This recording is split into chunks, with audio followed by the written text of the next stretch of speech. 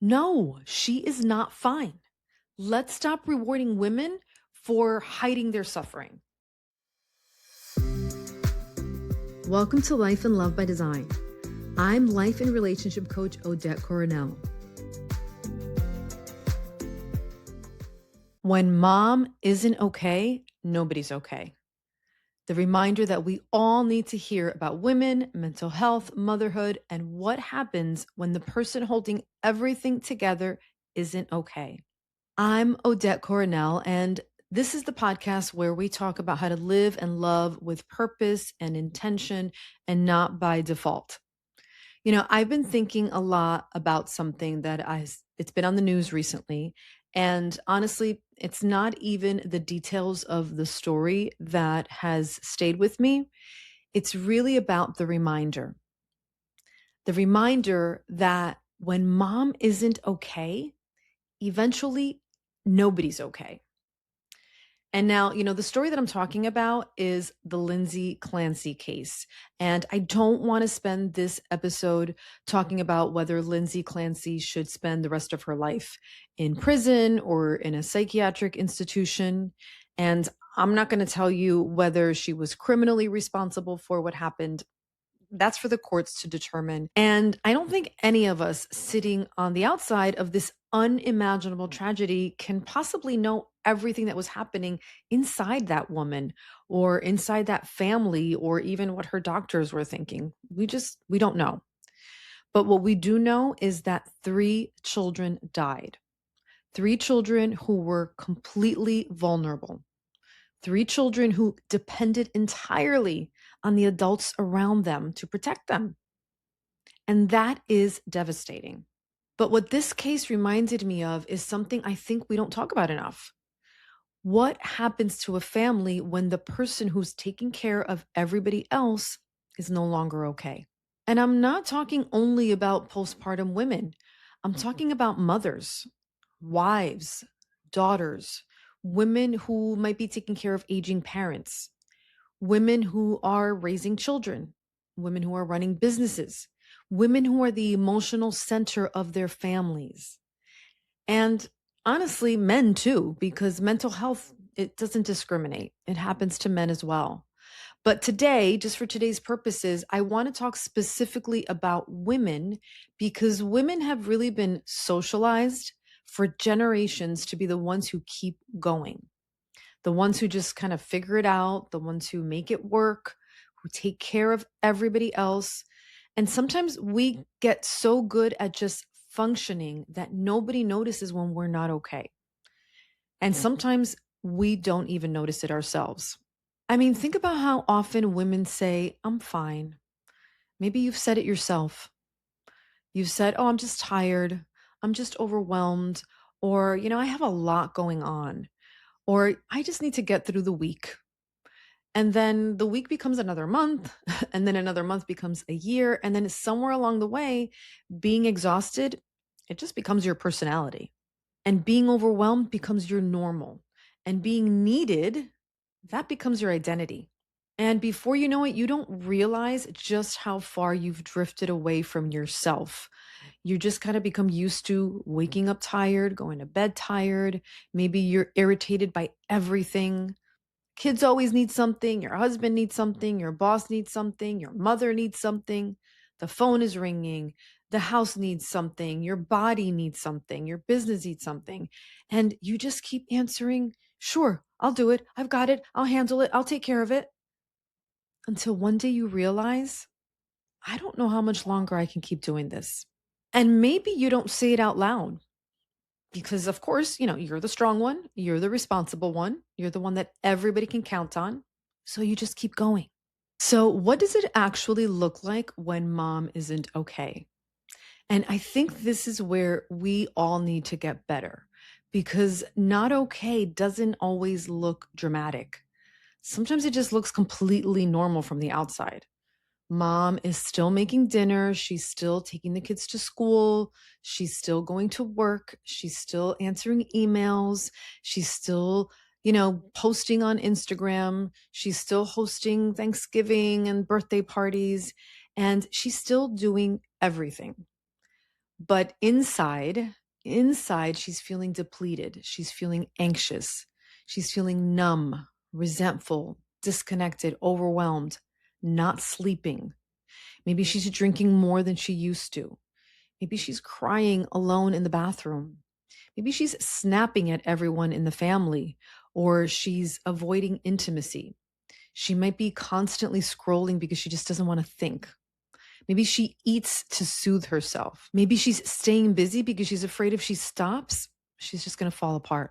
That's what not okay can look like. And here's the scary part.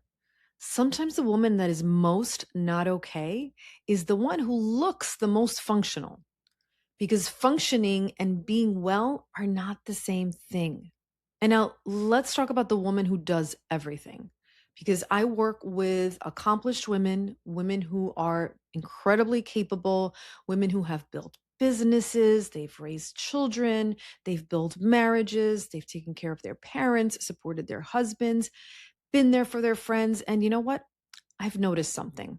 Sometimes the very thing that makes the woman so successful becomes the thing that prevents her from asking for help, because she's just used to solving problems. She's used to being competent.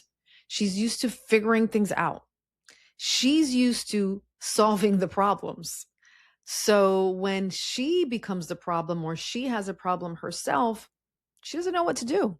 Or she thinks, I should be able to handle this. I've handled everything else.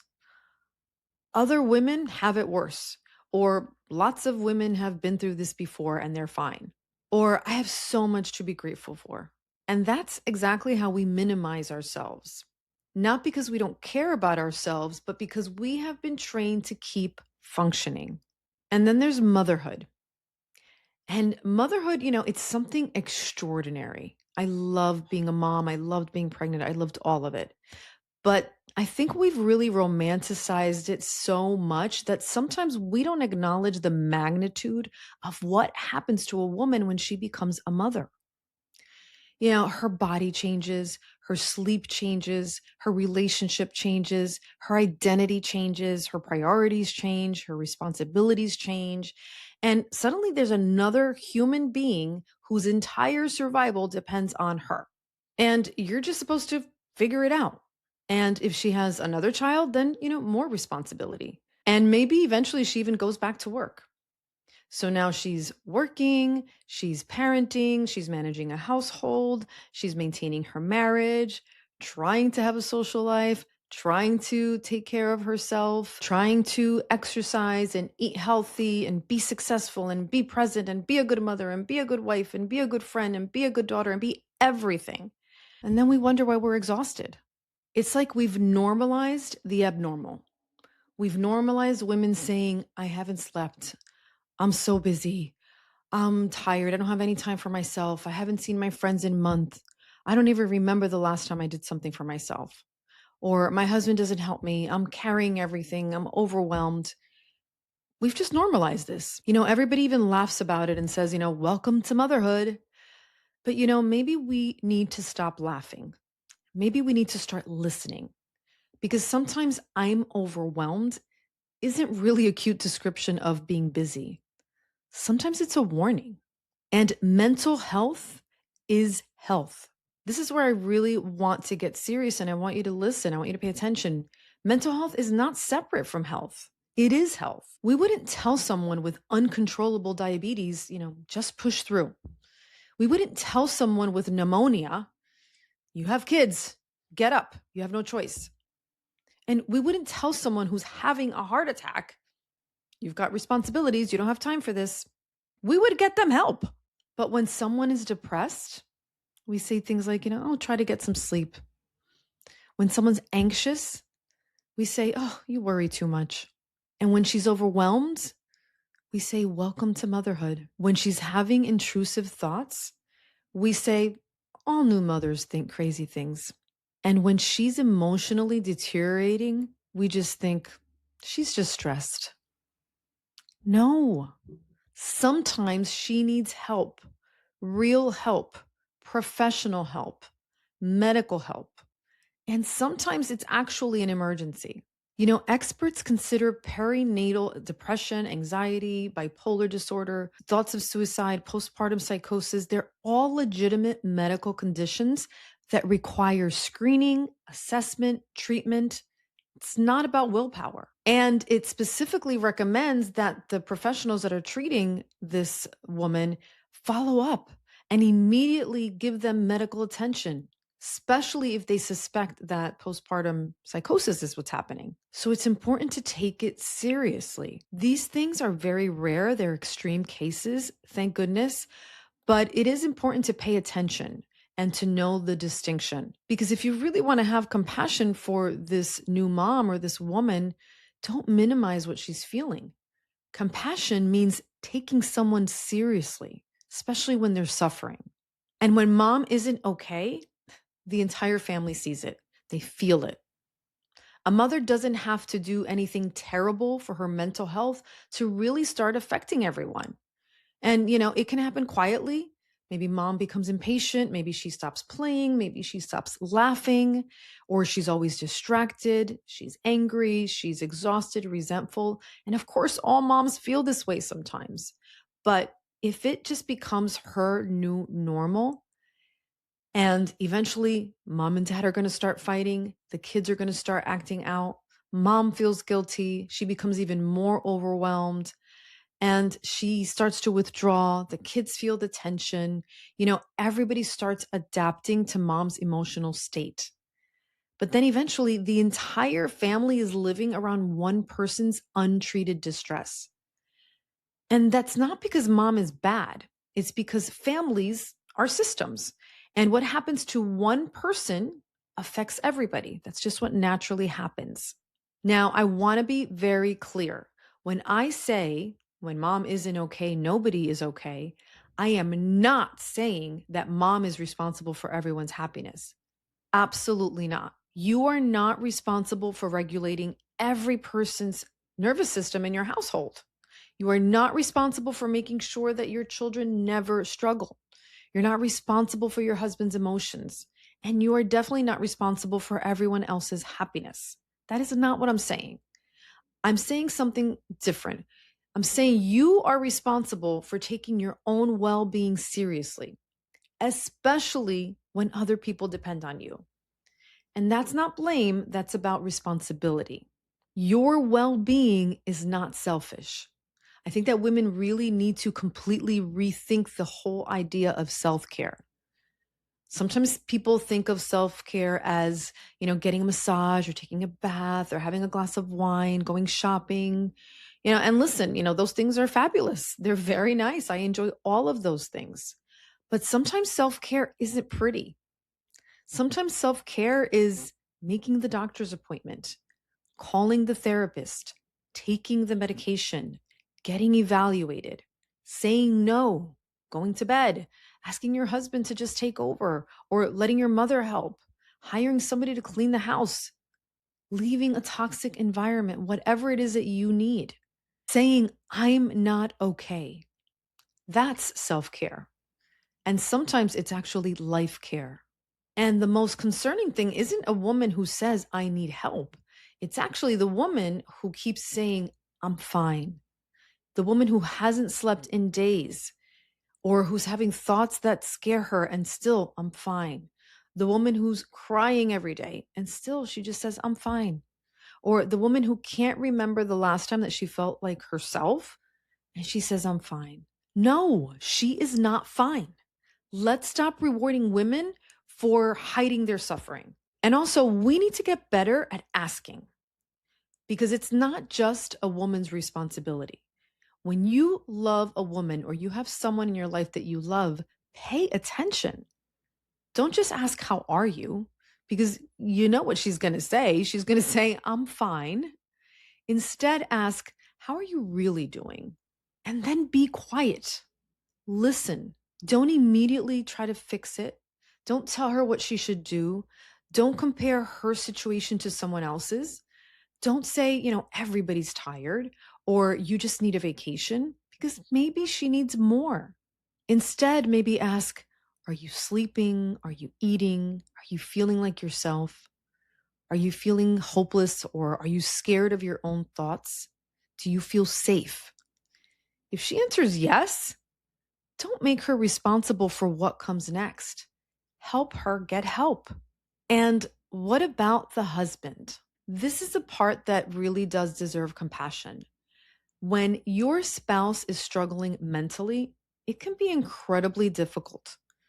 You may really love them deeply and still feel helpless. You may not know what to say.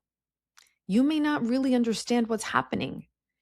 You may feel like nothing that you're doing is enough. And you may become frustrated. You may start to feel exhausted. And you may even start to withdraw because you don't know how to deal with it. And I'm not talking specifically about what happened in the Clancy family. I don't know enough to make that judgment. That's not what I'm talking about. But I think that generally speaking, when one partner is struggling, the other partner needs support too, because you can't keep pouring endlessly into someone else while you're completely depleted. So the answer is not save yourself and abandon your spouse, but it also isn't destroy yourself trying to save them. The answer is get more people involved: family, friends, therapists, psychiatrists, community, support systems. Because sometimes a couple can't solve a mental health crisis by themselves. So, what can we actually do? I want to make this practical because I don't want this episode to feel sad or to leave you feeling hopeless. I want you to leave feeling empowered. So, the first thing is know your baseline. You need to know yourself. What do you look like when you feel well? How do you sleep? How do you communicate? How do you interact with your children? How do you interact with your partner? What makes you laugh? What gives you energy? What does your normal look like? Because if you don't know your baseline, you're not going to recognize when you've changed. Number two is pay attention to persistent change. So I'm not talking about having, one bad day or one stressful week or one night where you didn't sleep well. I'm talking about persistent changes. So notice your sleep, your mood, your appetite, your energy, your ability to enjoy things, your relationship. What is happening over and over? What has changed that like kind of hasn't gone away? It's still persisting. Pay attention. Next is stop minimizing. Stop saying, oh, it's not that bad, or I'm fine, or other people have it worse. I should be able to handle this. I don't want to bother anyone. Those sentences don't make the problem disappear. They just make you wait longer to address it. And then this one is huge. Build your support system before you need it. Don't wait until you're drowning to figure out who can throw you a life raft. Who are your people? Who can you call? Who can take your kids? Who can sit with you? Who can drive you to a doctor's appointment? Who's going to tell you the truth? Who knows you well enough to say, you're not yourself? You need those people. And let your people know what to watch for, especially after childbirth or especially after any major life transition, especially if you've experienced depression, anxiety, trauma, bipolar disorder, or any mental health challenges before. Don't just tell your husband, if you see me depressed, tell me. Be specific. Tell him what the signs are. So you can say something like, if I stop sleeping, pay attention. If I start isolating, pay attention. If I tell you I'm having thoughts that scare me, don't dismiss it. Definitely make a plan. And most importantly, don't wait for a crisis to take care of your mental health. We are much more comfortable with preventative physical health care. We go to our annual physical, we go get our mammograms done, we go to the dentist regularly, we get a colonoscopy. But when it comes to mental health, why do we wait for things to fall apart before we get help? Why? Your brain is part of your body. Your emotional well being is part of your health. So make it part of your maintenance. Do the things that make you feel well. Reach out to a therapist, work with a coach. Don't wait for there to be a crisis. And for the women listening right now, maybe nobody's worried about you. Maybe you are functioning beautifully, and maybe your children are thriving, and your marriage is good, your career is going well, and you're still exhausted, and you still don't feel like yourself. You still feel like you're carrying too much. That matters. Again, you don't need to wait for something catastrophic to happen to decide I matter too. Maybe this is the season where you stop being the woman who does everything. Maybe you stop proving how capable you are and you start asking for support. Maybe you stop saying, I can handle this, and start saying, I don't have to handle everything alone. And I want every woman listening to understand something. You are not here to be endlessly useful. You are not here to simply take care of everyone else. You are not a machine, you are not a calendar, and you are not a household manager. You are a human being, and you deserve to live a life that feels good, not a life that just looks good from the outside, because your life depends on it. Your mental health, it matters. Not because you're selfish, not because you deserve a spa day, not because Instagram told you to practice self care. It matters because your life literally depends on it. And yes, the people that you love are affected by whether you're well. Your children are affected, your husband is affected, your parents are affected, your friendships are affected, your work, your physical health, everything. Your ability to make good decisions is affected. Your ability to show up as the woman who you want to be is affected. So, taking care of yourself isn't something that you do after everyone else is taken care of. Taking care of yourself is a part of taking care of everyone else. And that's what I want us to take away from this tragedy. I don't want us to take away from the Lindsay Clancy case, this is what a terrible mother looks like, or this is what a monster looks like, or even, this is what mental illness looks like. I don't think that's helpful. What I want us to ask is, what can we learn? Can we learn to recognize when a woman isn't okay? Can we learn to take maternal mental health seriously? Can we learn to listen when someone says that they're struggling? Can we learn to stop expecting women and mothers to just keep functioning even though they're not okay? And can we learn to support partners who are also struggling themselves? Can we learn to intervene earlier? Can we learn to try to understand that asking for help is not a weakness? And can we learn that sometimes the most loving thing a woman can do for the people that she loves is to take care of herself? Because when mom isn't okay, the house feels it, the children feel it, the marriage feels it, the workplace feels it, everybody feels it. And again, don't wait for things to fall apart before you get help, because your mental health matters. Your life matters and your well being matters. And the people who love you would rather have you ask for help than have you continue pretending that you're okay. That is a gift you give yourself and everyone who loves you. And if something in this episode hit you a little differently than you expected, maybe that's worth paying attention to. Please subscribe to the podcast, like the episode, reach out to me, leave a comment, send me an email, lifecoach@odettecoronel.com, or schedule a complimentary one-on-one life and relationship alignment audit with me. And until next time, remember that your life and your love are yours to design. If today's episode described you or your relationship, then this is your moment. You don't need more information. You need a new way of living, choosing, and relating. And that's the work I do with individuals and couples. If you're ready to stop repeating the same patterns and start designing your life and relationships intentionally, visit the link in the show notes and book a complimentary relationship and life audit. Remember, your life and your love are yours to design.